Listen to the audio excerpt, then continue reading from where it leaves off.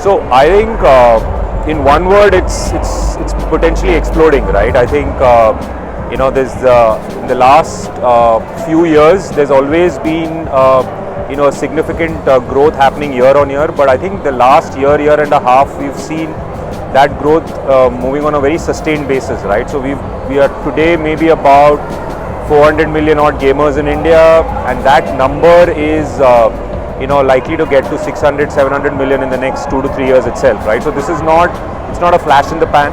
It's something that is significantly growing at scale, and India is becoming one of the largest gaming markets in the world, over time.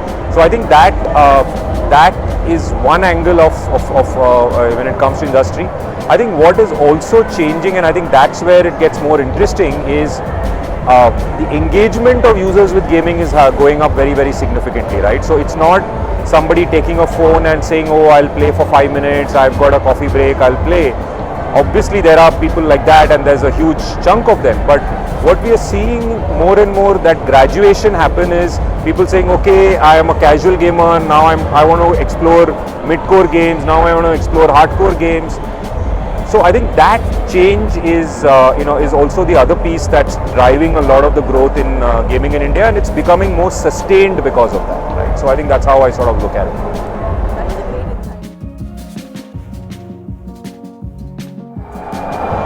So all of this, right, what you just spoke about, in a lot of ways has its genesis in the gaming industry in the first place, right?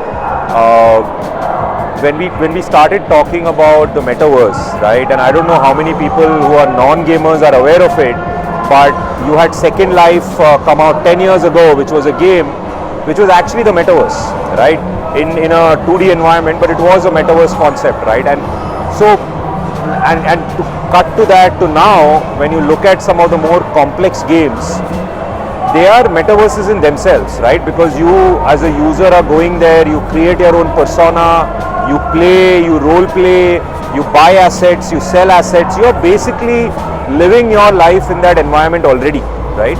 So metaverse as a concept in India, in gaming rather, is not anything that is new, right? I think what is changing because of the way technology is evolving is you're able to create a much more immersive experiences for users from a metaverse construct perspective, right? I think metaverses are sort of going through a bit of a hype cycle, going up, going down, but I don't think anybody can step away from the fact that it's the next evolution of how consumers will consume content and data.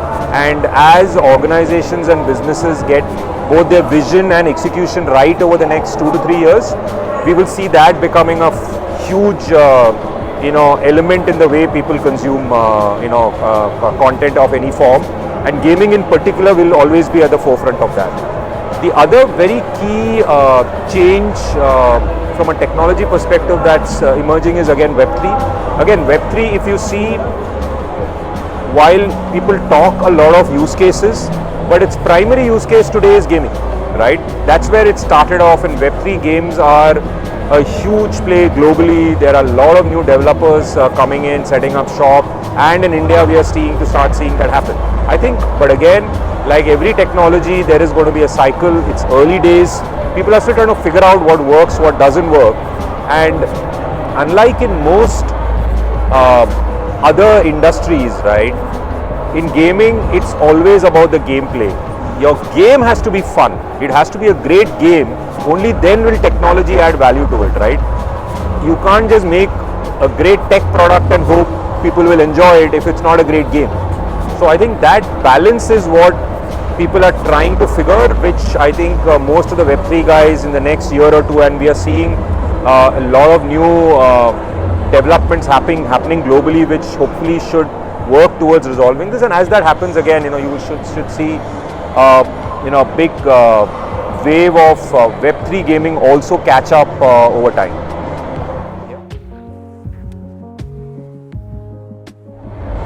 So absolutely yes, in very simple terms, and but you got to look at it from two perspectives, right?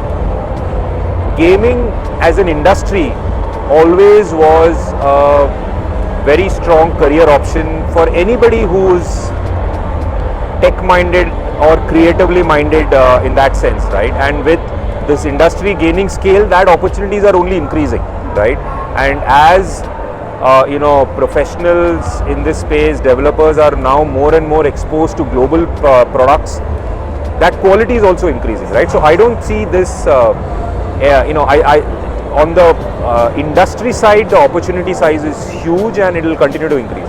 I think what is the fundamental change is the gamer side, right? Gaming today is playing games has now become a profession, right? Esports always was a huge play globally, particularly in Southeast Asia and a few other developed markets. India started to see esports emerge in a big way only about 2 to 3 years back. Pandemic gave it a big push up. Now today, everybody who's playing games has realized, I don't need to just play for fun. I can make that a career, right? So, whether that is as a gamer, a content creator and an influencer on streaming platforms and stuff like that, or as a professional gamer working as part of teams and winning, right?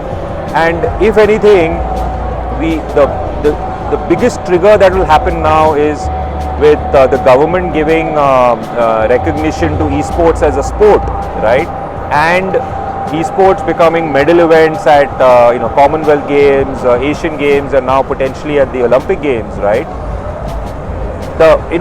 People are now realizing, and more importantly, parents are realizing that when their kid is playing games, he's not wasting his time. There's a profession and a path that they can work towards, which I think is going, supporting things in a big way to make this happen. So I think with both of these coming in, I think gaming career opportunities are massive for professionals and gamers.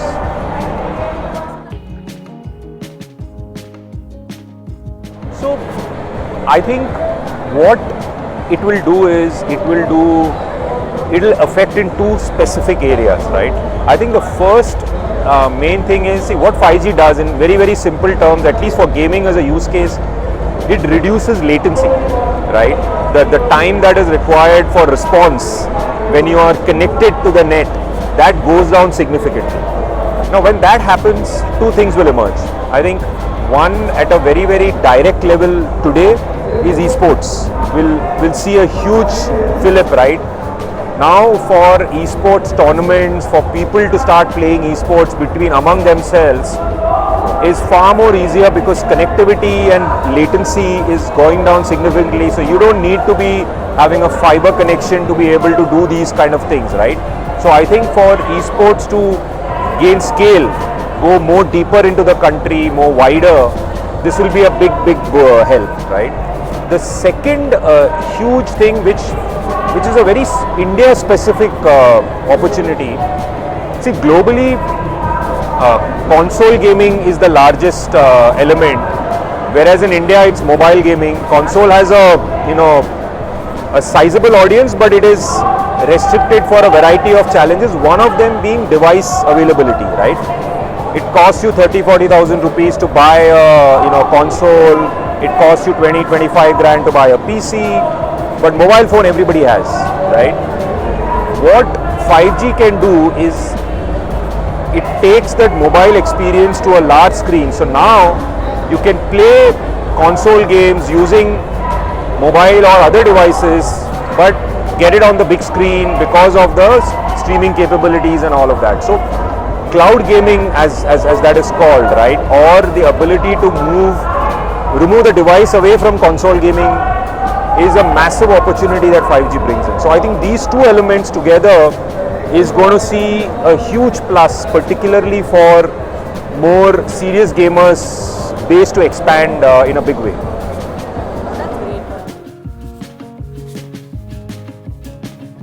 I think besides these two in specific, I think I also mentioned about the metaverse options in earlier. Two other points I would add is AI, right? With AI becoming far more intelligent, so to say, if I may use that word, I think the ability to leverage AI and this is more true for gaming developers and studios, right? The ability to create games which connect better, to use AI for from a consumer behavior perspective, to predict, to move to from analytics to predictive kind of a situation, to use AI to create gameplay. All those elements come into play, right? So I think AI is one area which, as it becomes more and more integrated, is a huge plus for the gaming industry, right? The other part I would definitely add is augmented and mixed reality. VR may be a little while away because of device dependencies, but augmented realities largely through mobile phone or mixed reality in any other form is again a very, very interesting opportunity, because there are many innovative models you can use to enhance gameplay using these kind of technologies, right? And I think that's very exciting for the gaming industry. So I think these two is what I would add to what you just said.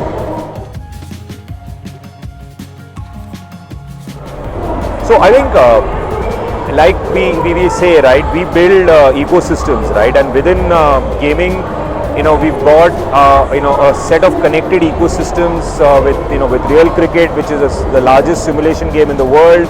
We've got esports, and around that now we are creating a wider ecosystem around gameplay, both taking into account the current situation, but also looking towards the future to some of the technologies that you've just mentioned.